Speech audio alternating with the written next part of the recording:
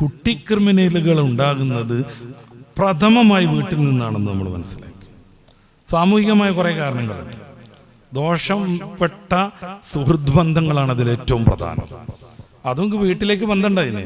കുട്ടികളുടെ കൂട്ടുകാരൻ ആരാണെന്ന് വല്ലാതെ ഗാഢമായ ബന്ധം രൂപപ്പെടുന്നതിൻ്റെ മുമ്പ് നമുക്ക് കണ്ടെത്താനും ആവശ്യമെങ്കിൽ തിരുത്താനും പറ്റണം. കുട്ടികൾ അവരുടെ കൂട്ടുകാരെ കണ്ടെത്തുന്നു. ചിലപ്പോൾ അത് ക്രിമിനലുകളാവും, മയക്കുമരുന്നിൻ്റെ ഏജന്റ് ആവും.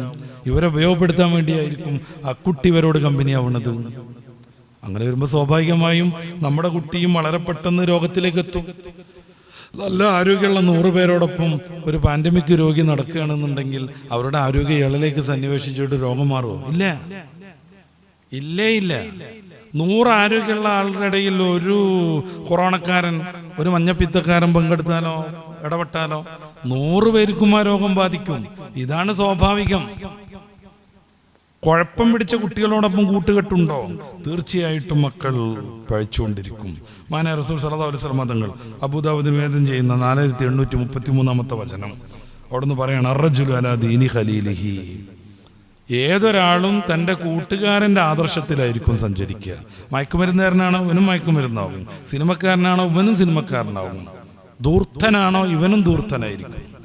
അതുകൊണ്ട് ആരോട് കൂട്ടുകൂടണമെന്ന് ഓരോരുത്തരും ഗൗരവത്തിൽ ആലോചിക്കട്ടെ എന്ന് മാന റസൂൽ സല്ലല്ലാഹു അലൈഹി വസല്ലം തങ്ങൾ പറയുന്നുണ്ട്.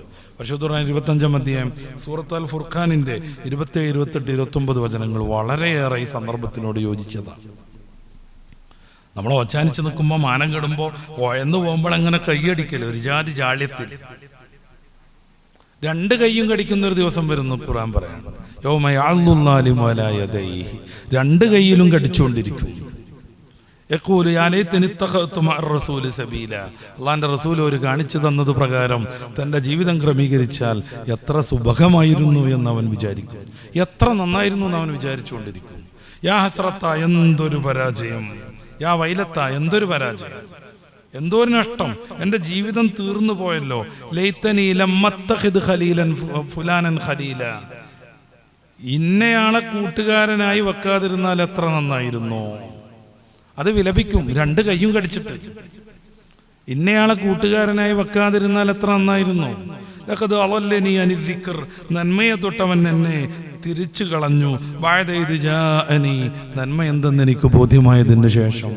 മദ്രസന്ന് പഠിച്ചിരുന്നു, പക്ഷെ MDMA കൂട്ടുകാരൻ വെച്ച് നീട്ടിയപ്പോൾ തിരസ്കരിക്കാനോ നോ പറയാനോ കഴിഞ്ഞില്ല. അങ്ങനെ ഞാനും MDMAയുടെ ആളായി തീർന്നു. പിന്നെ ഞാൻ മനുഷ്യനല്ലാതായി മാറി. നന്മകളിലേക്കൊന്നും പിന്നെ ഞാൻ വരാതെയായി. അവസാനം എനിക്ക് മരണമെത്തി. ഞാനങ്ങനെ ദുർബലനായിരിക്കെ, ഞാനങ്ങനെ അന്നത്തെ സാമൂഹികമായ എല്ലാ വൃത്തികേടുകളിലും അഭിരമിച്ചു കൊണ്ടിരിക്കെ എനിക്ക് മരണം എത്തിച്ചേർന്നു. പിന്നെ പിന്തിരിയാൻ കഴിയില്ല. നമ്മൾ മനസ്സിലാക്കേണ്ട ഒരു പ്രധാനപ്പെട്ട സംഗതി അതാണ്. അപ്പൊ നമ്മൾ ഷെയർ കൂടുന്നത് ആരോടാന്ന് വിചാരിക്കണം, നമ്മൾ കൂട്ടുകൂടുന്നത് ആരോടാന്ന് പ്രത്യേകം ശ്രദ്ധിക്കണം. ഇന്നലെ എന്നെ കോഴിക്കോട് നിന്ന് ഒരാൾ വിളിച്ചിട്ടുണ്ടായിരുന്നു. ഞങ്ങളൊരു ഒരു ഒരു ഒരു എക്സൈസ് ക്ലബ്ബുണ്ട്, നല്ല നിലക്ക് പോകുന്നുണ്ട്. അതിലൊരു ഖാദിയാനി മെമ്പർഷിപ്പ് എടുക്കാൻ വരുന്നു. ഞങ്ങൾ എന്ത് ചെയ്യണം എന്ന് ചോദിച്ചിട്ട്, നമ്മുടെ കൂട്ടുകാരൻ ആരാണോ അവരുടെ രോഗം പകരാനുള്ള സാധ്യത വളരെ കൂടുതലായിരിക്കും. ശ്രദ്ധ വേണം. അപ്പൊ അത് കുട്ടികളെ മാത്രം കാര്യമെന്ന് കരുതരുത്. ഒരുത്തൻ പറഞ്ഞു, ഇന്നൊരു ബിസിനസ് ഉണ്ട്, കേറി അടിച്ചു. നമ്മൾ നിത്താക്കാത്തും കഴിഞ്ഞ് വന്നൊരു 10 ലക്ഷം ഉണ്ടായിരുന്നു, ആകെ കൊണ്ടുപോയിട്ട്. പിന്നെ മനസ്സിലായത് അത് ഭൂലോക ഉടായ്പായിരുന്നു. പിന്നെ കൈയടിച്ചിട്ട് എന്താ കാര്യം? അപ്പൊ കൂട്ടുകാരാരാണെന്ന് പ്രത്യേകമായി ശ്രദ്ധിക്കണമെന്ന് ഹബീബായ റസൂൽ സല്ലല്ലാഹു അലൈഹി വസല്ലം തങ്ങൾ പഠിപ്പിക്കുന്നു. ഖുർആൻ അത് വിശദീകരിച്ച് പറയുന്നു. കൈ കടിക്കേണ്ടി വരും കൂട്ടുകാരെ ശ്രദ്ധിച്ചിട്ടില്ലെങ്കിൽ എന്ന്. അപ്പൊ നമ്മുടെ മക്കളുടെ കൂട്ട് ആരോടാണെന്ന് നമ്മൾ മനസ്സിലാക്കണം. റോഡിയാണോ അവൻ റോഡിയായി വാരും. അവന്റെ കൂട്ടുകാരൊക്കെ ഓവിചാലിന്റെ അടിയിലാണോ കാര്യമായിട്ട് ജീവിക്കൽ, ഇവനും അവിടുന്ന് കയറി വരുന്നില്ല. കൂട്ടുകാരിൽ നിന്നാണ് എല്ലാ വൃത്തികേടുകളും പകരുന്നത് എന്ന് നമ്മൾ പ്രത്യേകം മനസ്സിലാക്കുക. സാമൂഹികമായ മറ്റൊരു അനർത്ഥം ലഹരി മരുന്നുകളുടെ ലഭ്യതയാണ്. ഈ വേദിയിലും എല്ലാത്തിടത്തും അന്യത്ര നമ്മൾ വിശദീകരിച്ചിട്ടുണ്ട് കാര്യം. 10-12 ടൈപ്പ് ലഹരികൾ ധാരാളമായി കേരളത്തിൽ ലഭ്യമാണ്. ഞാൻ രാത്രി എറണാകുളത്തൊക്കെ പ്രഭാഷണം നടത്താൻ പോയി. ഞാൻ റെയിൽവേ സ്റ്റേഷനിൽ നിന്ന് തന്നെ പിക്ക് ചെയ്തിട്ട് ഇങ്ങനെ ആ മെട്രോയുടെ പില്ലറിൻ്റെ അതിലൂടെ ഇങ്ങനെ കാറ് വളഞ്ഞു തിരിഞ്ഞിങ്ങനെ പോരുമ്പോൾ ഒരു രാഷ്ട്രീയക്കാരൻ്റെ വോട്ടഭ്യർത്ഥിച്ചിട്ടുള്ള ഒരു ബോർഡുണ്ട് അവിടെ. സ്വാഭാവികം അതെന്താ എത്ര പറയാനുള്ളത് തോന്നുന്നുണ്ടാവും. ഈ മെട്രോയുടെ പില്ലറിനോട് ചേർത്തി വെച്ച ഈ ബോർഡിൻ്റെ ഉള്ളിൽ വെച്ചിട്ട് 3 പിള്ളേരെങ്കിലും ഉണ്ട്, അവർ ഇഞ്ചക്ട് ചെയ്തുകൊണ്ടിരിക്കുകയാണ് മയക്കുമരുന്ന്. അല്ലാതെ ഒരു നൈസനെ കണ്ട് പനിക്ക് സൂചിയൊക്കെ അല്ലത്. ഇത് മാറി മാറി ഒരു സിറിഞ്ചിൽ അതെടുത്താൽ മാറി മാറി കുത്തിക്കൊണ്ടിരിക്കും. അപ്പോൾ ഒരുത്തനുള്ള എല്ലാ രോഗങ്ങളും പകരും. എയ്ഡ്സ് കൂടുതലായി പകരുന്നത് അതുവഴിയാണ്. കേരള ഗവൺമെൻറ് ധാരാളമായി പണം ചെലവഴിച്ച് പ്രചാരണം നടത്തിയിട്ടും എയ്ഡ്സിന് വല്ലാത്ത വർധനവുണ്ടായി.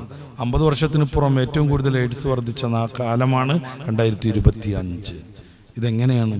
20% ഒരേ സിറിഞ്ച് ഉപയോഗിച്ച് മയക്കുമരുന്ന് ഇഞ്ചക്ട് ചെയ്തിട്ടാണ്. എന്തേ ഓരോരുത്തർക്ക് വേറെ വേറെ സിറിഞ്ച് എടുത്തൂടെ? ഈ സാധനത്തിന് ലക്ഷങ്ങളുടെ വില ഉണ്ട്. ഈ കുത്തിക്കയറ്റുന്ന സാധനത്തിന് ഭയങ്കരമായി വില ഉണ്ട്. അപ്പോൾ ഓരോ സിറിഞ്ചിലേക്ക് എടുത്താൽ കുറേ നഷ്ടപ്പെടും. അതുകൊണ്ട് ഒരു സിറിഞ്ച് ഫുള്ളാക്കുക, 10 പേർ ഒന്നിച്ച് കുത്തുക. പഠിക്കാനും ജോലിക്കുമൊക്കെ മെട്രോ സിറ്റികളിൽ പോയ നമ്മുടെ മക്കൾ മടങ്ങി വരുന്നത് മയക്കുമരുന്നിൻ്റെ അഡിക്റ്റുകളായിട്ട് മാത്രാവില്ല, എയ്ഡ്സോടുകൂടെ തന്നെയായിരിക്കും. അങ്ങനെ തന്നെ പരാമർശിക്കുന്ന റിപ്പോർട്ടുകളുണ്ട്. അപ്പോൾ കൂട്ടുകാരെ ശ്രദ്ധിക്കണ്ടേ, മയക്കുമരുന്നിൻ്റെ ലഭ്യത എവിടെ നിന്ന് വരുന്നു അത് കട്ട് ചെയ്യണ്ടേ. കുഞ്ഞു കുഞ്ഞു സന്തോഷങ്ങളിൽ നമ്മളൊപ്പം നിന്ന് വെറും ഈ കടയിൽ വാങ്ങിക്കിട്ടുന്ന ഈ പെട്ടി ജ്യൂസുകളും പെട്ടി ചിപ്സുകളും മാത്രം തീറ്റ കൊടുത്ത് അതിൻ്റെ 2ാം സ്റ്റെപ്പാണ് മയക്കുമരുന്നൊക്കെ. ഞാൻ പറയുന്നതല്ല, നേരത്തെ പറഞ്ഞ ആ അമ്മ ഡോക്ടർ ഗംഗാധരന്റെ മുമ്പിൽ പൊട്ടിക്കരഞ്ഞ് പറഞ്ഞ ഒരിക്കൽ പോയിന്റ് അതാണ്. ആ മയക്കുമരുന്ന് ലഭ്യത വരുമ്പോൾ തീർച്ചയായും കുട്ടികൾ ക്രിമിനലുകളാവണം. ഇത് ചെന്നാൽ പിന്നെ എന്താണെന്നറിയില്ലല്ലോ. MDMA ഒക്കെ ഉപയോഗത്തിന് ശേഷം 4 ഘട്ടങ്ങളുണ്ട്. 1-ാം ഘട്ടം ഭയങ്കരമായ ധൈര്യത്തിൻ്റെ ഘട്ടമാണ്. എന്തും ചെയ്യും. ഈ റീൽസുകാരൊക്കെ എങ്ങനെയാണ്? ധൈര്യമാണ് അവർക്ക്. റീൽസിലൊന്ന് പിടിക്കണം. ട്രെയിനിൻ്റെ മുകളിൽ കയറിയിട്ട് ഡാൻസ് ചെയ്യുന്ന ഏറ്റവും ശക്തിയുള്ള KV ലൈന് കടന്നു പോകുന്നതിലൂടെ അതിമ ടച്ച് ചെയ്യുന്നു. വെറും കരിക്കട്ടയായിട്ട് റീൽസുകാരൻ വീഴുന്നു. എത്ര അനുഭവങ്ങളുണ്ടായി. എന്നിട്ട് മാറ്റുന്നുണ്ടോ? നീന്തൽ വശമില്ലാത്ത ആളുകൾ വെള്ളത്തിലിറങ്ങി റീൽസ് സൃഷ്ടിക്കുന്നു. അതോടുകൂടെ തീരുന്ന ജീവിതം, ആ റീൽസോടുകൂടെ ജീവിതം തീരുന്നു. ഇതിനൊക്കെ വലിയ കാരണമായി തീരുന്നത് അവരുടെ ബന്ധങ്ങളിലുള്ള ധാർമ്മിക ച്യുതികളാണെന്ന് നമ്മൾ മനസ്സിലാക്കുക. സാമൂഹികമായി ഒറ്റപ്പെടുത്തുന്ന ഒരവസ്ഥ ഉണ്ട്. എങ്ങനെ? ഒരു കുട്ടിയെ മാത്രം നമ്മൾ വീട്ടിൽ അവഗണിക്കാൻ സങ്കല്പിച്ചോളൂ. അങ്ങനെയൊക്കെ മാതാപിതാക്കൾ ഇപ്പോഴും ഉണ്ട്. ഒരുത്തിനോട് നല്ല ഇഷ്ടം, സ്നേഹം എന്നൊക്കെ പറഞ്ഞ മനസ്സിന്റെ ഒരു വികാരമാണ്. ഇപ്പൊ ഒരു അധ്യാപകൻ എല്ലാ കുട്ടികളെ ഒരുപോലെ സ്നേഹിക്കണമെന്ന് വിചാരിക്കാൻ പറ്റും. പക്ഷെ നല്ല പഠിക്കുന്ന, നല്ല ഡിസിപ്ലിൻ ഉള്ള, നല്ല അച്ചടക്കമൊക്കെ ഉള്ള കുട്ടിയോട് പ്രത്യേക സ്നേഹം ഉണ്ടാവും, തീർച്ചയായും. പക്ഷെ മറ്റുള്ള കുട്ടികൾ അതുകൊണ്ട് അവഗണിക്കപ്പെടരുത്. എല്ലാ കുട്ടികൾക്കും നൽകാൻ വേണ്ടിയിട്ട് 100 രൂപ കൊടുക്കുന്നു ഒരു അധ്യാപകന്റെ കയ്യിൽ. അയാൾ സ്നേഹമുള്ള കുട്ടിക്ക് 1000 കൊടുക്കുന്നു, ബാക്കിയുള്ളവർക്കൊക്കെ 10 വീതം കൊടുക്കുന്നു. അത് പാടില്ല. നമ്മൾ സാമൂഹികമായി വീട്ടിലോ മദ്രസയിലോ സ്കൂളിലോ ഒറ്റപ്പെടുത്തുന്ന കുട്ടികൾ ക്രിമിനൽ സ്വഭാവത്തിലേക്ക് പോകും. അവന് ശ്രദ്ധിക്കപ്പെടണം. അവന്റെ കുഞ്ഞു മനസ്സിൽ അങ്ങനെ മോണ്ടാവും. അപ്പോൾ അവനെന്ത് ചെയ്യും? നടന്നു പോകുന്ന പെൺകുട്ടിയുടെ കാല് തള്ളിയിടും. അവള് ടയാന്നറിഞ്ഞു വീഴും, ചിലപ്പോൾ പല്ല് പോകും. ഇവിടെ ഒരു പെൺകുട്ടി മെഡിക്കൽ വിദ്യാർത്ഥിനിയാണ്. അവർ യാത്ര ചെയ്തുകൊണ്ടിരിക്കുമ്പോൾ ട്രെയിനിലേക്ക് ഒരുത്തൻ കല്ലെറിഞ്ഞു. അവിടെ 4 പല്ല് പോയിന്ന്, ഇവിടുത്തെ താടയിൽ പൊട്ടിന്ന്. ക്രിമിനലാണ്. ഈ ഏറും കഴിഞ്ഞിട്ട് കൂവി ഓടുകയാണ് കുട്ടികൾ. എന്തിനാ? അവൻ ശ്രദ്ധിക്കപ്പെട്ടില്ല, തീരെ ക്ലാസ്സിൽ ശ്രദ്ധിച്ചില്ല, അധ്യാപകൻ അവന് തീരെ മൈൻഡ് ചെയ്തില്ല. അങ്ങനെ വളർന്നു വന്നപ്പോൾ എവിടെയെങ്കിലുമൊക്കെ ഒന്ന് ശ്രദ്ധിക്കപ്പെടണം, ഹീറോ ആവണം, ലീഡർ ആവണം എന്ന് അവൻ വിചാരിക്കുന്നു. അവൻ്റെ കൂട്ടുകാരൊക്കെ കൂട്ടി വരുന്നു, ഞാൻ ട്രെയിനിന് കല്ലെറിയാം, നിങ്ങളുണ്ടോ? എന്നാ അതൊന്ന് കാണണല്ലോ എന്ന് പറഞ്ഞ് വരുമ്പോൾ കല്ലെറിയുന്നു. പക്ഷെ ഇതിൻ്റെ അനന്തരഫലം അനുഭവിക്കുന്ന വേറെ ഏതോ ഒരു കുട്ടിയാണ്. നമ്മൾ സുഭാഷിതങ്ങളിലൊക്കെ കേൾക്കാറുണ്ടല്ലോ, കലക്കരോധി ദുർവൃത്തം ന്യൂനം ഫലതി സാധുഷു എന്നൊക്കെ. തെറ്റ് ചെയ്യുന്ന ഏതെങ്കിലും വൃത്തികേടനുള്ളവനായിരിക്കും. നേരെ വെച്ച് അതിൻ്റെ ഫലം അനുഭവിക്കുന്നത് എല്ലാവരും, സമൂഹം ഒന്നിച്ചായിരിക്കും. പശുദുറ മുന്നേ പറഞ്ഞതാണിത്.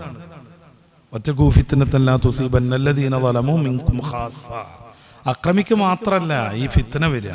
ഏതെങ്കിലും ഒരുത്തം ഫിത്തന ഉണ്ടാക്കി ട്രെയിനിന് തീട്ടു, അല്ലെ പാളത്തിൽ എന്തോ ഒന്ന് വെച്ച് ആ ട്രെയിൻ തള്ളിയിട്ടു. ചെയ്തതൊരുത്തനാ, പക്ഷേ അതിൻ്റെ ഫലം അനുഭവിക്കേണ്ടി വരുന്നത് സാധുക്കളാകുന്ന കുറേ ആളുകളായിരിക്കും. നൂനം ഫലതി സാധുഷു. അപ്പം നല്ല പരിഗണന കൊടുക്കണം. കറുപ്പിൻ്റെ പേരിലൊക്കെയാണ് ഒരു അധ്യാപകൻ ഒരു BDS വിദ്യാർത്ഥിയെ പരിഹസിച്ചത്. പോത്താണെന്ന് പറയും, അത്ര പുഴുത്ത പട്ടിയാന്ന് പറയുമല്ലോ. പുതിയ കാലത്ത്, പുതിയ ലോകത്ത് നമ്മളൊന്ന് ആലോചിച്ച് നോക്കി. എപ്പോഴും പരിഹസിക്കും, ബോഡി ഷെയ്മിങ് നടത്തും. നീ കറുപ്പനല്ലടാന്ന് ചോദിക്കും. ജാതിയൊക്കെതിരൊക്കെ വല്ലാതെ പ്രവർത്തിച്ച കുറേ മഹാന്മാരുണ്ടായിരുന്നു മുൻകാലത്ത്. ഡോക്ടർ അംബേദ്കറൊക്കെ എടുത്തുപോയി നമ്മുടെ വിചാരം. നിയമപുസ്തകങ്ങളിൽ മാത്രം മനുഷ്യൻ്റെ ഉദ്യോഗസ്ഥന്മാരുടെ, ഉന്നത കുലജാതന്മാരുടെ, വിദ്യാഭ്യാസമുള്ളവരുടെ ഒക്കെ മനസ്സിൽ ഇപ്പോഴും ജാതീയത കുടികൊള്ളുന്നു. അവരുടെ ഡിപ്പാർട്ട്മെന്റിന്റെ ഹെഡാണ് ഈ ഡോക്ടർ. പച്ചക്ക് കറുപ്പും ജാതീയതയും പറഞ്ഞ് പരിഹസിച്ച് ആ കുട്ടിയെ ഒറ്റപ്പെടുത്തിയപ്പോൾ അവന് തോന്നിപ്പോയി തോറ്റു. അങ്ങനെ അവൻ ചാടി ആത്മഹത്യ ചെയ്തു. ആർക്കാണ് നഷ്ടപ്പെട്ടത്? ആ മാതാവിൻ്റെ പിതാവിൻ്റെ കരച്ചിൽ കാണാൻ നമുക്ക് പറ്റുന്നുണ്ടോ? എന്തെങ്കിലുമൊക്കെ ചുളിവിൽ അവർ രക്ഷപ്പെടും. ചിലപ്പോൾ തെളിവുകൾ ഉണ്ടാവില്ല, തെളിയിക്കാൻ കഴിയില്ല അത്തരം കേസുകൾ. ജാതീയതൊക്കെ പറഞ്ഞ് ഒറ്റപ്പെടുത്തുമ്പോൾ ഒന്നെങ്കിൽ ഇതുപോലെ മാനസികമായി ദൗർബല്യമുള്ള കുട്ടികൾ ആത്മഹത്യ ചെയ്യും, അല്ലാത്ത കുട്ടികളോ ക്രിമിനലുകളാവും. എങ്ങനെങ്കിലും അധ്യാപകനെ തല്ലണം എന്നായിരിക്കും അവരുടെ വിചാരം. അധ്യാപകനോട് ബന്ധമുണ്ടാകുന്ന കുട്ടികളെ മൊത്തം അവർ ലിസ്റ്റപ്പെടുത്തും. ഓരോരുത്തരെയായിട്ട് ഉപദ്രവിച്ചു കൊണ്ടിരിക്കും. അവിടെ ഒരു വീരപ്പ രൂപപ്പെടുകയാണ് അധ്യാപകന്റെ ഒരു ഹമുക്ക് തരം കൊണ്ട്. സാമൂഹികമായി ഒറ്റപ്പെടുന്ന കുട്ടികൾക്ക് ഇത്തരം പ്രശ്നങ്ങൾ ഉണ്ടാകും. പിന്നെ മതപരമായ താല്പര്യത്തിലേക്ക് മക്കളെ ചെറുപ്പം മുതൽ പിടിച്ചുകൊണ്ടുവരണം. അതെപ്പോഴും പറയുന്നതുകൊണ്ടാണ് ഞാൻ വിസ്തരിക്കാത്തത്. ആഖിറത്തിനെ കുറിച്ചും അള്ളാഹുവിനെ കുറിച്ചുള്ള ബോധം ഉണ്ടാവുന്നവനെ എങ്ങനെ തെറ്റ് ചെയ്യാൻ പറ്റുക? നമ്മുടെ ഹൃദയത്തിൻ്റെ ഉള്ളിലുള്ള ചിന്ത മുതൽ വളരെ സ്വകാര്യമായി നമ്മൾ നടത്തുന്ന നോട്ടം വരെ കൃത്യമായി അറിയുന്ന എല്ലാം കൃത്യമായി രേഖപ്പെടുത്താൻ സംവിധാനം സൃഷ്ടിച്ച പടച്ച റബ്ബിനെ ഓർക്കുന്ന ഒരു മനുഷ്യന് എങ്ങനെ ക്രിമിനലാകാൻ പറ്റും? എങ്ങനെയാണ് അവന് എളാമയുടെ മോളെ കഴുത്തുമുറുക്കി കൊല്ലാൻ പറ്റും? എങ്ങനെയാണ് അവന് പാവപ്പെട്ട പെൺകുട്ടികളെ റേപ്പ് ചെയ്യാൻ പറ്റും? സാധ്യമല്ല. പരലോകത്തെക്കുറിച്ചുള്ള വിചാരം എത്രമേൽ മനുഷ്യനെ സ്വാധീനിക്കുന്നോ അത്രയ്ക്കവൻ ധർമ്മനിഷ്ഠനാകും. ഞാൻ തുടക്കത്തിൽ പറഞ്ഞല്ലോ, അതൊക്കെ ഒരു ഔട്ട് ഓഫ് ഫാഷനാന്ന് പറഞ്ഞിട്ട് ആഘോഷിക്കാൻ നടക്കുക കുറേ ആളുകൾ. അതുകൊണ്ട് തന്നെ മതപരമായ ബന്ധത്തിൽ നിന്ന് മനുഷ്യൻ മാറുന്നതനുസരിച്ച് ക്രിമിനലുകൾ രൂപപ്പെട്ടുകൊണ്ടേയിരിക്കുന്നു. ലോക ചരിത്രത്തിലെ മഹാ ക്രിമിനലുകളൊക്കെ പരിശോധിച്ച് നോക്കുക. പോൾപോട്ട് 35 ലക്ഷം പച്ച മനുഷ്യരെ കൊന്നയാൾ മതവിരുദ്ധനായിരുന്നു. ഹിറ്റ്ലർ എത്രയാളെ കൊന്നു എന്നുള്ളതിന് കണക്കില്ലേ, മതവിരുദ്ധനായിരുന്നു. ലോക ചരിത്രത്തെ മൊത്തം പരിശോധിക്കാൻ, ക്രൂസ്ചേവ് അടക്കം എല്ലാവരും മതവിരുദ്ധർക്ക് എന്തും ചെയ്യാം. കാര്യം ചോദിക്കാനോ പറയാനോ പറ്റുന്ന ഒരു ലോകം ഉണ്ടെന്ന് അവർ വിശ്വസിക്കുന്നില്ല. ഇവിടെ അടിച്ചു പൊളിക്കണം. അതിന് എന്ത് തോന്നിയാസം ചെയ്താലും കുഴപ്പമില്ല എന്ന് അവർ മനസ്സിലാക്കും. അതുകൊണ്ട് മതത്തിൻ്റെ ശീലുകൾ ചെറിയ പ്രായം മുതൽ കുട്ടികൾക്ക് അനുഭവിപ്പിക്കണം, പ്രയോഗിച്ച് പഠിപ്പിച്ചിരിക്കണം. മദ്രസയിലെ കൂട്ടല്ലോ എന്നും പറഞ്ഞിട്ട് നമ്മുടെ ഉത്തരവാദിത്വം തീർന്നു എന്ന് വിചാരിക്കരുത്. മദ്രസയിലെ 3/4 മണിക്കൂർ 1 മണിക്കൂർ തിയറി പഠിപ്പിക്കുന്നതാണ്. അതിൻ്റെ പ്രയോഗം വീട്ടകത്തിൽ നിന്ന് വേണം. വളരെ പ്രാധാന്യത്തോടെ നമ്മൾ ശ്രദ്ധിക്കേണ്ട ഒരു കാര്യം, ഈ സ്ക്രീൻ ഡിജിറ്റൽ അഡിക്ഷൻ. കുട്ടികൾ കാണുന്ന ഗെയിമുകൾ മൊത്തം ഭീകരമാണ്. കൊല്ലലാണ്. വെടിവെച്ച് ഷൂട്ട് ചെയ്ത് കൊല്ലുകയാണ്. ഓരോ കെട്ടിടത്തിന്റെ ഇടയിൽ കൂടെ ഓടുക, ഷൂട്ട് ചെയ്യുക. ഇതിങ്ങനെ കാണുമ്പോൾ തന്നെ കുട്ടികൾക്ക് തരിക്കുകയാണ്. വേറെ പല രീതിയിലുണ്ട് ഈ ക്രിമിനലിസം വളർത്തുന്ന ഗെയിമുകൾ. ഇതിൽ തന്നെ അഭിരമിക്കുന്നൊരു കുട്ടി ഇപ്പോൾ നിർലോഭമായ വളരെ വലിയ ബുദ്ധിമുട്ടൊന്നുമില്ലാത്തൊരു നിർദോഷകരമായൊരു ഗെയിം, ഫുട്ബോൾ കളി. 4-5 ആളുകൾ പലയിടങ്ങളിൽ നിന്നിട്ട് നെറ്റ് ഉപയോഗപ്പെടുത്തി ഫുട്ബോൾ കളിച്ചുകൊണ്ടിരിക്കുകയാണ്. ഈ കുട്ടികൾക്ക് 12,000 പോയിന്റ് ആയവർ, 1,00,000 പോയിന്റ് ആയവരൊക്കെ ഉണ്ട്. അവർ ഗ്രൂപ്പിൽ വെല്ലുവിളിക്കുകയാണ്, ആരെങ്കിലും ഉണ്ടോ, ധൈര്യം ഉണ്ടോ എന്നൊക്കെ പറഞ്ഞു. അപ്പോൾ ഏതെങ്കിലും ഒരുത്തൻ അങ്ങേ തലക്ക് ഫോൺ എടുക്കുന്നു, പിന്നെ അവർ കളിച്ചുകൊണ്ടിരിക്കുന്നു. ഇതിൻ്റെ പ്രശ്നം എന്താണ്? അവരുടെ സമയം ഏകദേശം മുഴുവൻ ഇതിൽ തന്നെ അവർ ശ്രദ്ധിക്കുന്നു. നിസ്കരിക്കുകയാണെങ്കിൽ ഇത് കഴിഞ്ഞ ഉടനെ 4 ഗെയിം കളിക്കണം എന്നാണ് വിചാരം. സ്കൂളിൽ സാറ് ക്ലാസ് എടുക്കുമ്പോൾ അടുത്ത പീരീഡ് ഇന്റർവെൽ അതിൻ്റെ ഇടയിലൊന്ന് കളിക്കണം എന്ന് ഇവർ വിചാരിക്കുന്നു. ശ്രദ്ധ മൊത്തം ഇതിലായിത്തീരുന്നു. പന്തളിയാകുമ്പോൾ വലിയ പ്രശ്നമല്ല. വെടിവെച്ചു കൊല്ലലാണെങ്കിലോ അവരുടെ ഉള്ളിൽ ഇത് വല്ലാതെ സ്വാധീനം ചെലുത്തുന്നു. ഈ മക്കളുടെ മനസ്സ് തന്നെ വികൃതമാക്കാൻ വേണ്ടി ഭീകരമായ ചില പ്രവർത്തനങ്ങൾ നടക്കുന്നു. ഇപ്പൊ യൂറോപ്പിലൊക്കെ ഇസ്ലാമോഫോബിയയുടെ ഭാഗമായി ഇറങ്ങിയ ചില ഗെയിമുകളിൽ പള്ളിയുടെ മുനാരം വെടിവെച്ചിടലായിരുന്നു പോയിന്റ് കിട്ടാനുള്ള മാർഗം. എത്ര പള്ളിയുടെ മുനാരാണോ വെടിവെച്ചിടുന്നത് അവർക്കാണ് പോയിന്റ് തോനെ കിട്ടുക. ഇളം മനസ്സുകളിൽ പള്ളി വിരുദ്ധത, ഇസ്ലാം ഫോബിയ ലോകത്തിന് ഏറ്റവും കൂടുതൽ സംഭാവന നൽകിയ ഒരു ആദർശത്തെ വികൃതമായി ചിത്രീകരിക്കാനും അങ്ങനെ തന്നെ അവരുടെ മനസ്സിനെ പാകപ്പെടുത്താനും വേണ്ടി കുറെ വൃത്തികെട്ടവന്മാർ ഉണ്ടാക്കിയെടുത്ത ചില ഗെയിമുകൾ. സിനിമയിലേക്ക് ചിന്തിച്ചു നോക്കൂ. വെട്ട്, കുത്ത്, തല്ല്, ഇതാണത്ര പ്രധാന സംഗതി. ഇടിച്ചു നിരത്തുക, ആക്സിഡന്റ് ഒക്കെ പറ്റിച്ച് കുറെ ആൾക്കാരെ കൊല്ലുക, ബോംബിട്ട് കുറെ എണ്ണത്തിനെ കൊല്ലുക, ഇടിച്ചിടിച്ചിടിച്ചിടിച്ചിടിച്ച് അവരുടെ മുഖത്തിന്റെ ഷൈപ്പ് മാറ്റുക. ഇത് കണ്ടുകൊണ്ടിരിക്കുന്ന കുട്ടിയുടെ ഉള്ളിൽ രൂപപ്പെടുന്ന ഒരു മാതൃക ഉണ്ട്. ഞാനും ഏറ്റവും നല്ല ഇടിക്കാരനാവണമെന്ന്. ആ സ്കൂളിലേക്ക് പോകുന്നത് ഇങ്ങനെയാണ്. KG എത്തിയിട്ടുള്ളൂ, ഇങ്ങനെ സ്കൂളിൽ പോവാ. ഒരു ചെറിയ അബദ്ധം തന്നെ ആവണമെന്നൊന്നുമില്ല. ഇവന്റെ ഒരു പേന, പുസ്തകമൊക്കെ പക്കത്തിരിക്കുന്ന ഒരു കുട്ടി കൗതുകത്തിന് നോക്കാനെടുത്തു എന്ന് സങ്കല്പിക്കുക. അത് പിടിച്ചു വാങ്ങല്ല ചെയ്യുക. എൻ്റെ ബുക്ക് തരൂന്ന് പറയല്ല, അപ്പോഴേക്ക് മുഖത്തിട്ട് ഇടിച്ചിട്ടുണ്ടാവും. ആ കണ്ട സിനിമയിൽ അങ്ങനെയാണുള്ളത്. ഇത് കുട്ടികളെ സ്വാധീനിക്കുന്ന ഉറപ്പല്ലേ? കുട്ടികൾ ക്രിമിനലുകളാകുമെന്ന് ഉറപ്പല്ലേ? ഇത് സിനിമയാണ്, അഭിനയമാണ്, മറ്റേത് ജീവിതമാണ്. ഇതൊക്കെ മനസ്സിലാക്കാൻ മാത്രം എത്തുമ്പോഴേക്ക് കുട്ടി ക്രിമിനലായി പോയിട്ടുണ്ടാവും. ഇത് മനസ്സിലാക്കുമ്പോൾ ഇത് ജീവിതമാണ്, അഭിനയമാണെന്ന് തിരിച്ചറിയാൻ പറ്റും. അല്ലെങ്കിൽ 1000 ആളുകൾ ഒരുത്തന്നെ അടിച്ചു നിരത്തിയിട്ട് അവൻ്റെ ഡ്രസ്സിന്, അവൻ്റെ വെള്ളക്കുപ്പായത്തിന് അഴുക്ക് പോലും ആവാതെ, ചുളി പോലൊക്കെ ആവാത്ത എന്തുകൊണ്ടാണ്? ജീവിതമല്ല, സിനിമ ആയതുകൊണ്ടാണ്. അങ്ങനെയാണ് തമിഴ് സിനിമയെ കുറിച്ചൊക്കെയുള്ള ചില വിമർശനങ്ങൾ. പക്ഷെ അതിൽ ലയിച്ചു പോകുന്ന കുട്ടികൾ. ഇന്നലെ എനിക്ക് എൻ്റെ ഒരു സുഹൃത്ത് വിട്ടു നിന്ന് 2-3 ക്ലിപ്പുകളുണ്ട്. ഏതോ ഒരു പുതിയ സിനിമ ഇറങ്ങിയിട്ടുണ്ട്, അത്ര വാഴയോ തേങ്ങയോ എന്തൊക്കെ ഒരു സാധനം. അതിൽ സ്ക്രീനിൽ ദ്വേർക്കുന്നുണ്ട്. എന്നിട്ട് സദസ്യരെല്ലാവരും കൂടെ ദ്വേർക്കാണ്. ഇത് ജീവിതമല്ല, ഇത് സിനിമയാണെന്നുള്ള ബോധത്തിൽ നിന്ന് മാറുകയാണ്. ആമീൻ ആമീൻ ആമീൻ എന്ന് പറഞ്ഞുകൊണ്ടിരിക്കുകയാണ് സദസ്യർ. ഞാനതിൻ്റെ മതപരമായ സംഗതികളെ കുറിച്ച് തൽക്കാലം പറയുന്നില്ല. ഇത് ജീവിതം. അങ്ങനെയാണ് പണ്ട് നമ്മൾ ഈ വേദിയിൽ തന്നെ 2 കോമാളികളെ കുറിച്ച് ചില പ്രഭാഷണം നടത്തിയിട്ടുണ്ടായിരുന്നു. അവരെന്തിൻ്റെ അതിന് മറുപടി പറഞ്ഞത് ഇത് അഭിനയാണെന്നും മറ്റേത് ജീവിതമാണെന്നും ബോധമുണ്ട് കുട്ടികൾക്കൊക്കെ എന്നാണ്. ആർക്ക് ബോധം? ആർക്ക് ബോധം? എൻ്റെ പ്രിയപ്പെട്ട സഹോദരന്മാർ ആലോചിച്ച് നോക്കൂ. ഇരുന്ന് കരയാണ് അവിടുത്തെ ദ്വാരക്കൽ കേട്ടിട്ട് ഒരു ഉമ്മാമ സിനിമ ഹാളിൽ. അത് ഈ സാഹസ് പ്രദർശിപ്പിക്കുന്ന എത്രമേൽ സംഘതാണെന്ന് എനിക്കറിയില്ല. അവിടുന്ന് ദ്വാരക്കാണ്. നമ്മൾ ഈ ചെല്ലിയതിൻ്റെ ഒക്കെ ഫലം ഖബറിലേക്ക് എത്തിച്ചു കൊടുക്കണേ റഹ്മാനേന്ന്. ആ സമയത്ത് സദസ്സിലിരിക്കണ എല്ലാവരും കൂടെ ആമീൻ ആമീൻ ആമീൻ എന്ന് പറഞ്ഞുകൊണ്ടിരിക്കുന്നു. അപ്പൊ അത് ജീവിതാന്ന് ബോധമുണ്ടോ അവർക്ക്? അതാ ഈ ആമീൻ എന്ന് പറയുന്ന ആരാ? സിനിമ ആളെന്നാണ് ആമീൻ.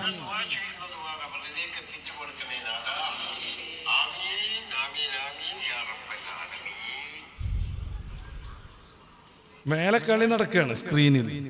ദ്വൈക്ക ആമീൻ പറയുന്ന സാസ്യർ മൊത്തത്തിലാണ്. എൻ്റെ അവർക്ക് ബോധമല്ലേ ഇത് സ്ക്രീനാണ്, ഇത് അഭിനയാണെന്ന്? പരിഹസിക്കാൻ വേണ്ടി ചെയ്യുന്ന ഇത്തരം പോക്കിരിത്തരങ്ങൾ ദീനിന്ന് പുറത്തു പോകാൻ കാരണമാകും. ജൂതന്മാർക്ക് ഏറ്റവും നമ്മുടെ ഒരു വിദ്വേഷം നമ്മുടെ ആമീനിലാണെന്ന് മുഹമ്മദ് റസൂൽ സല്ലല്ലാഹു അലൈഹി വസല്ലം തങ്ങൾ പറയുന്നുണ്ട്. എന്നിട്ട് തോന്നിയാസം കാണിക്കുക, സിനിമകൾ കയറി എന്നിട്ട് കരയാണ് ഭയങ്കര ഒരു കുട്ടി. ഈ കുഞ്ഞു മനസ്സെന്ന് പറഞ്ഞു. ഈ കുട്ടിയുടെ അനുഭവം എന്ന് പറയുന്നത്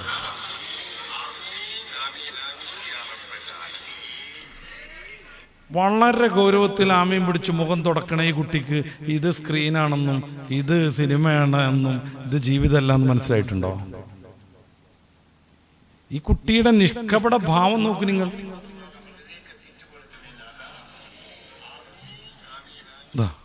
ആമീൻ ആമീൻ എന്ന് പറഞ്ഞ കുട്ടി എത്ര ആവേശത്തിൽ ഉണ്ടോ മുഖം തുടക്കണ്. ഇടി നടക്കുമ്പോൾ ഇങ്ങനെ തന്നെയാണ് കുട്ടി. ഇത് സിനിമയാണ്, ഇത് ജീവിതമാണ് എന്നുള്ളതല്ല. അവൻ മനസ്സിലാക്കിയത് എന്തോ ഒരു വലിയ സംഭവമാണെന്നാണ്. അങ്ങനെ ക്രിമിനലുകൾ സിനിമ വഴി, സീരിയലുകൾ വഴി ധാരാളമായി സൃഷ്ടിക്കപ്പെടുന്നു. ഇതൊക്കെ പറഞ്ഞാൽ ചിലപ്പോൾ നമ്മൾ 6-ാം നൂറ്റാണ്ടെന്ന് ബസ് കിട്ടാത്ത ആളായിരിക്കും. 6-ാം നൂറ്റാണ്ടാണ് ഭേദം എന്ന് ഉറക്കെ പറയേണ്ടി വരും. അല്ലാതെന്ത്, 6-ാം നൂറ്റാണ്ടാണ് ഏറ്റവും ഭേദം എന്ന് പറയേണ്ടി വരും. അപ്പൊ ഈ സ്ക്രീൻ അഡിഷനിൽ നിന്ന് കുട്ടികളെ മാറ്റി നിർത്തണം. അത് വളരെ പ്രധാനമാണ്. ചെറിയ കുട്ടി വെറുതെ ഒന്ന് ഇരിക്കട്ടെ എന്ന് കരുതിയിട്ട്, കുറച്ചേരം അടങ്ങിയിരിക്കട്ടെ എന്ന് കരുതിയിട്ട് കുട്ടിക്ക് മൊബൈലും കൊടുത്ത് ഗെയിം ഇട്ടുകൊടുക്കണ ഉപ്പമാരും ഉമ്മമാരും ഒക്കെ അറിയണം. ഇത് കാരണം നമ്മുടെ കുട്ടികൾ ക്രിമിനലാകുന്നു. അശ്ലീല സൈറ്റുകൾ, വൃത്തികേട് മാത്രം. അതുകൊണ്ടുണ്ടാവുന്ന ദാമ്പത്യ രംഗത്തുള്ള കുറെ പരാജയങ്ങളുണ്ട്. അത് നമ്മൾ വേറെ ക്ലാസ്സിൽ പറയേണ്ടതാണ്. ഈ സാധനം കണ്ട് ശീലിച്ചൊരു കുട്ടിക്ക് അതെങ്ങനെയെങ്കിലും ഒപ്പിക്കണം എന്ന രീതിയിലുള്ള ഒരു വിചാരത്തിലേക്ക് എത്തുന്നു. പിന്നെ സൈബർ രംഗത്തുള്ള ബുള്ളിയിങ് ഉണ്ട്, പരിഹസിക്കലും മാറ്റി നിർത്തലും. ഏതെങ്കിലും ഒരു സിനിമയിൽ ഈ കുട്ടിക്ക് സമാനമായൊരിതുള്ളവന് എന്തെങ്കിലും വൃത്തികെട്ട പേര് വന്നാൽ അത് ഈ കുട്ടിക്ക് ക്ലാസ്സിൽ എല്ലാവരും വിളിച്ചുകൊണ്ടിരിക്കുന്നു. പിന്നെ സ്വാഭാവികമായിട്ട് ഒന്നെങ്കിലും ആത്മഹത്യ ചെയ്യണം, അല്ലെങ്കിൽ ചാടി വേറെ ഏതെങ്കിലും ലോകത്ത് പോകണം, അതല്ലെങ്കിൽ ഇവിടെ അടിച്ച് നിരത്തണം, അപ്പോൾ അവൻ ക്രിമിനലാവണം. ഈ സൈബർ രംഗത്തുള്ള ബുള്ളിങ് കുട്ടികളെ വല്ലാതെ തോൽപ്പിക്കുന്നു എന്ന് വേറെയും കുറേ കാര്യങ്ങൾ പറയേണ്ടതുണ്ട് നമ്മൾ. എന്തായാലും പരിശുദ്ധ ഇസ്ലാമിലേക്ക് വരികയും സമ്പൂർണ്ണമായി കുട്ടികളെ ദീനിലൂടെ വളർത്തുകയും അള്ളാഹുവിനെ കുറിച്ചും ആഖിറത്തെക്കുറിച്ചുള്ള ബോധം ചെറിയ പ്രായത്തിൽ തന്നെ കുട്ടികളുടെ ഉള്ളിലേക്ക് സന്നിവേശിപ്പിക്കുകയും അങ്ങനെ ധാർമ്മിക മൂല്യങ്ങൾക്ക് പ്രാധാന്യം നൽകുകയും അത് അനുഭവിച്ച് പഠിക്കാൻ വീട്ടിലുള്ള മുതിർന്നവരായ നമ്മളൊക്കെ മാതൃകകളാവലും സ്നേഹത്തിലൂടെ ജീവിക്കലും അത് അവർക്ക് പഠിപ്പിച്ചു കൊടുക്കലും മാതാപിതാക്കളാവുന്ന നമ്മൾ കൃത്യമായി നിർവഹിക്കുകയും ചെയ്യുമ്പോൾ നമ്മുടെ കുട്ടികൾ ധർമ്മനിഷ്ഠരാകും. അല്ലെങ്കിൽ അവർ സമൂഹത്തിനും കുടുംബത്തിനും മതത്തിനും ദോഷം ചെയ്യുന്ന, പിടിച്ചാൽ കിട്ടാത്ത അതിതീവ്രവാദികളാവുന്ന ഭീകരന്മാരായി മാറും. അള്ളാഹു സംരക്ഷിക്കുമാറാവട്ടെ. നമ്മുടെ മക്കളെയൊക്കെ അള്ളാഹു നല്ലവരായി ദീനീ ചിന്തയുള്ള, ആത്മീയ ചിന്തയുള്ള, നന്മയുടെ ആളുകളാക്കി തീർക്കുമാറാവട്ടെ. എല്ലാവിധ പ്രലോഭനങ്ങളെയും അതിജയിക്കാനും പരിശുദ്ധ ദീനിൽ പിടിച്ചു നിൽക്കാനും പടച്ചറബ് അവർക്കൊക്കെ തൗഫീഖ് നൽകുമാറാവട്ടെ. റബ്ബനാ ആതിനാ ഫിദ്ദുനിയ ഹസന വഫിൽ ആഖിറതി ഹസനത്തും വഖിനാ അദാബന്നാർ. ആമീൻ ബിറഹ്മതിക യാ അർഹമർ റഹീമീൻ. അസ്സലാമു അലൈക്കും വറഹ്മത്തുള്ളാഹി.